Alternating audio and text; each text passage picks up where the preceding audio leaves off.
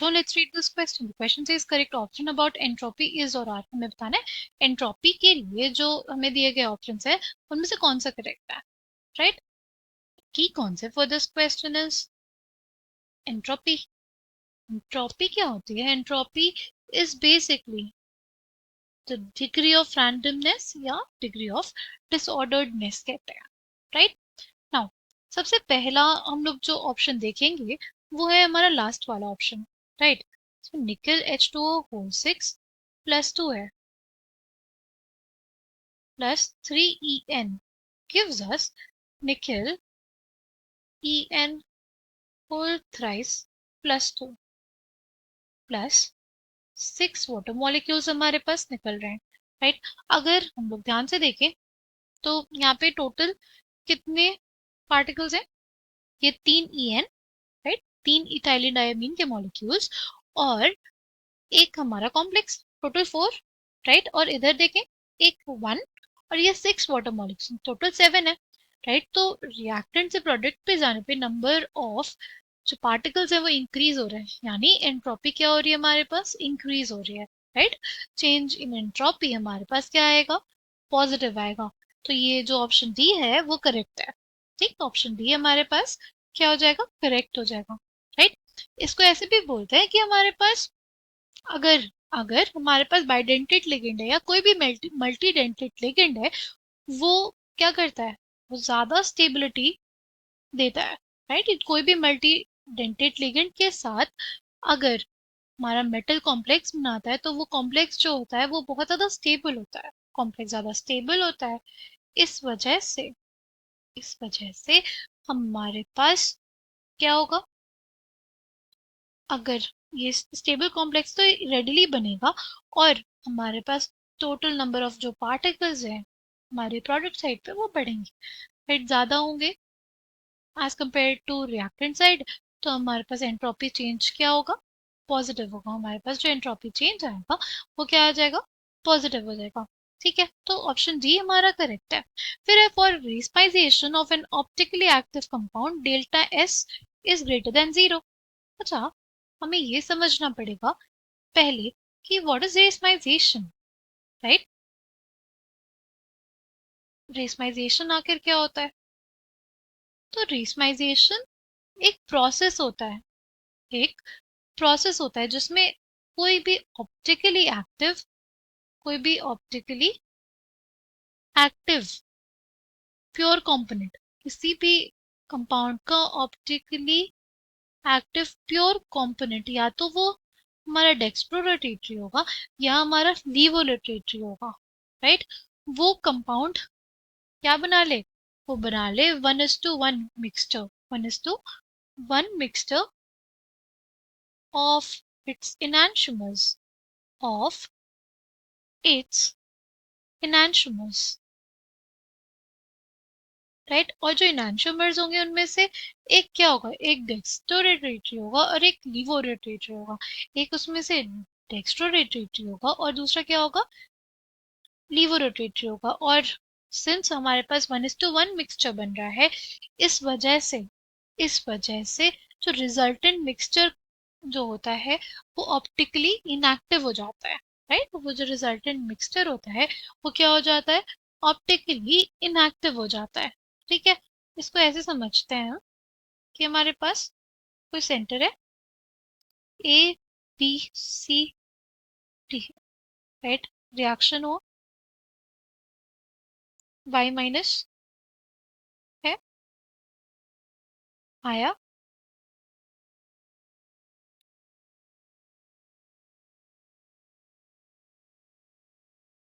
Right? Y minus ने ऐसे attack किया और हमारा D निकल गया, ठीक है? तो हमारे पास ये वाला जो अभी मैंने बनाया है ये क्या है? रिटेंशन है.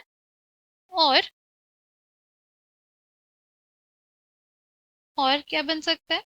और हमारे पास यहाँ पे हमारे पास ए आ जाए और यहाँ पे हमारा वाई जुड़ जाए, राइट? सच दैट ये जो दोनों कंपाउंड्स आए हमारे पास ये दोनों क्या हो रहे हैं, एक दूसरे के इनैंशियोमर्स रहे हैं। क्या रहे हैं, एक दूसरे के इनैंशियोमर्स रहे हैं। ये हमारे पास क्या आ जाए, डेक्स्ट्रो रोटेटरी, और ये आ जाए लीवो रोटेटरी, और ये दोनों 1:1 के रेशियो में होंगे, तो हमारे पास क्या बन जाएगा, ये हमारे पास बन जाएगा एक रेसमिक मिक्सचर। इसी को बोलते हैं हम लोग रेसमाइजेशन। देखो ये प्रोसेस होता है किसका, प्रोसेस ऑफ मिक्सिंग होता है, राइट। हमारे पास मिक्सिंग हो रही है ना, मिक्सचर बन रहा है ना, तो इस वजह से ये जो प्रोसेस होता है वो स्पॉन्टानियस होता है। ये प्रोसेस क्या होता है, स्पॉन्टानियस होता है, स्पॉन्टेनियस। अगर प्रोसेस है तो इसका डेल्टा जी नेगेटिव रहेगा, राइट। डेल्टा जी हमारे पास क्या रहेगा, नेगेटिव रहेगा। के प्रोसेस में, रेसमाइजेशन के प्रोसेस में जो इंथैल्पी चेंज होता है, राइट, जो इंथैल्पी चेंज होता है वो हमारे पास क्या होता है, जीरो होता है। इंथैल्पी चेंज हमारे पास जीरो होता है, ठीक है। अगर ये जीरो हो गया और ये क्वांटिटी हमें पता है कि नेगेटिव है, तो ये नेगेटिव नेगेटिव कैंसिल आउट करके ये क्वांटिटी हमारे पास क्या आ जाएगी, पॉजिटिव आ जाएगी। और इसलिए बोलेंगे कि डेल्टा एस जो होगा हमारे पास वो क्या आएगा, पॉजिटिव आएगा। ऑप्शन सी के लिए, ठीक है। नेक्स्ट अगर बात करें, हमारे पास एक सेल रिएक्शन दी गई है, राइट। और हम इसके लिए अगर क्या लिखे, इसके लिए लिखे हम लोग नर्स्ट इक्वेशन, क्या हो जाएगा, E cell is equal to E naught cell minus 0.0591। इसमें हमारे पास H2 से 2H प्लस बन रहा है, H2 से हमारे पास क्या बन रहा है, 2H प्लस, 2 इलेक्ट्रॉन्स इन्वॉल्व होंगे, तो 0.0591 by 2 log with the base 10 product करें, इस दोनों की रिएक्शंस को कंबाइन करना चाहे तो एनोड पे हमारे पास ऑक्सीडेशन हो रहा है, राइट। ये जो रिएक्शन है वो कहाँ पे होगी, ये हमारी एनोड पे होगी। और कैथोड पे कौन सी रिएक्शन होगी, कैथोड पे हमारे पास हो जाएगी 2H plus plus 2 electrons gives us what, gives us hydrogen gas, right. अगर हम दोनों रिएक्शंस को कंबाइन करेंगे तो इसकी जो फाइनल रिएक्शन आएगी वो क्या आ जाएगी हमारे पास, वो आ जाएगी H2 गैसेस, और उसका प्रेशर कितना है, 1 बार है, ठीक है। Plus plus 2H plus 0.1 molar, 0.1 molar gives us H2 gas. इसके लिए जो प्रेशर है वो 1 बार ही है, प्लस 2H प्लस, राइट। और कंसंट्रेशन H प्लस की कितनी है, 0.01, राइट, 0.01, ठीक है। क्या आ जाएगा, ये हमारे पास आ जाएगा E naught cell minus 0.0591 by N2 log with the base 10। देखो ये दोनों 1 1 ही है, राइट। तो हमारे पास क्या आ जाएगा, H प्लस 2 की कंसंट्रेशन, ये कौन सा वाला है, ये जो एनोड पे है, H प्लस की कंसंट्रेशन जो कैथोड पे है, राइट। ई नॉट सेल जो आएगा वो तो जीरो आ जाएगा, E naught cell concentration cell है, जिसे ई नॉट सेल जो हमारा आएगा वो जीरो आ जाएगा, ठीक। तो क्या आ जाएगा, जगह E cell is equals to 0 minus 0.0591 by 2 log with the base 10। Anode वाले की कंसंट्रेशन कितनी है, तो 0.01, 0.01 मोलर है, राइट। उसको 10 raise to the power minus 2 लिख देता है, और उसको 10 raise to the power minus 1। तो सॉल्व करेंगे तो क्या आ जाएगा, minus 0.591 by 2 log with the base 10, 10 की पावर माइनस 1 आ जाएगा, 0.0591 बाई 2 इंटू 1। देखो माइनस 1 बाहर आएगा, माइनस माइनस कैंसिल हो जाएगा, तो अल्टीमेटली हमारे पास क्या आ जाएगा 0.0591 बाय 2। क्या आ जाएगा 0.0591 बाय 2। ये कितना आ गया? आ जाएगा हमारे पास 0.02955। ये हमारे पास ई सेल जो आया पॉजिटिव आया, डेल्टा जी हमारे पास नेगेटिव आएगा क्योंकि हमें पता है delta G is equals to minus n F E cell. ये नेगेटिव आएगा। कंसंट्रेशन सेल है, राइट। कंसंट्रेशन सेल में क्या होता है, सेम ही रिएक्शन हो रही है ना, सेम ही रिएक्शन हो रही है ना। तो H2 से H प्लस बन रहा है और H प्लस से H2 बन रहा है। तो इसके लिए अगर सपोज इसमें x जूल ऑफ एनर्जी की जरूरत थी, तो इसमें x जूल ऑफ एनर्जी हमारे पास रिलीज हो गई, यानी जो इंथैल्पी चेंज आएगा वो हमारे पास जीरो हो जाएगा। इंथैल्पी चेंज अगर हमारे पास जीरो आ गया, राइट, इंथैल्पी चेंज अगर हमारे पास जीरो हो गया, तो इस रिलेशन के अकॉर्डिंग को delta G equal to minus T delta S.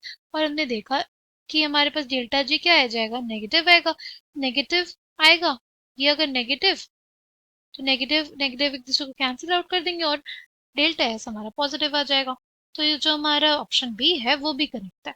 ठीक है, अगर बात करते हैं ऑप्शन ए की, तो हमारे पास हमें रिएक्शन दिया हुआ है, entropy change for the reaction is R. हमें बताना है कि entropy change for the reaction क्या हो जाएगा।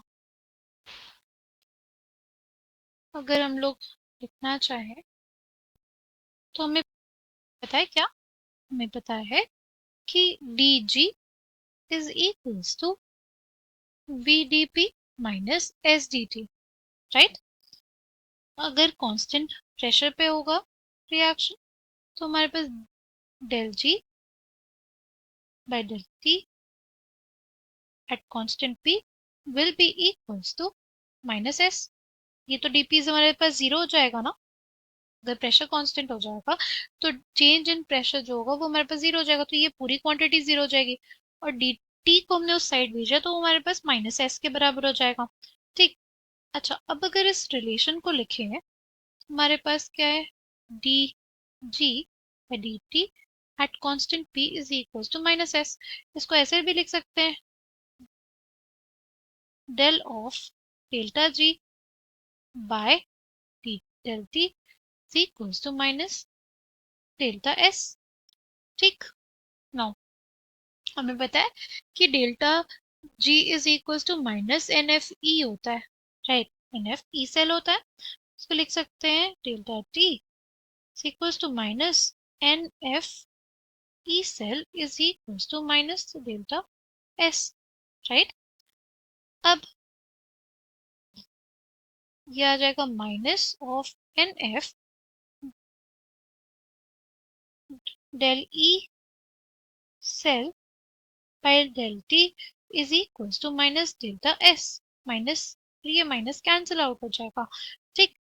और हमारे पास del E by del T कितना दिया हुआ है, del E by del T कितना दिया हुआ है, del E by del T दिया हुआ है आर बाय एफ, जाएगा n F R by F. F से ये एफ कट जाएगा, तो डेल एस हमारे पास कितना आ जाएगा, एन आर। डेल एस कितना आ जाएगा, एन आर। ठीक है, तो हमारे पास एन क्या है, the number of electrons involve. इस रिएक्शन में कितने नंबर ऑफ इलेक्ट्रॉन्स इन्वॉल्व होंगे, देखो एम से एम प्लस टू बन रहा है, एम से एम प्लस टू बनने में दो इलेक्ट्रॉन्स इन्वॉल्व होंगे। इस वजह से हमारे पास एन की वैल्यू टू आ जाएगी और चेंज इन एंट्रोपी जो आएगा वो हमारे पास टू आर के बराबर होगा। यानी पहला स्टेटमेंट इनकरेक्ट है, बाकी सारे तीनों स्टेटमेंट्स हमारे पास करेक्ट है। तो जगह बी सी और डी हमारे पास करेक्ट है। I hope you understood it. Thank you.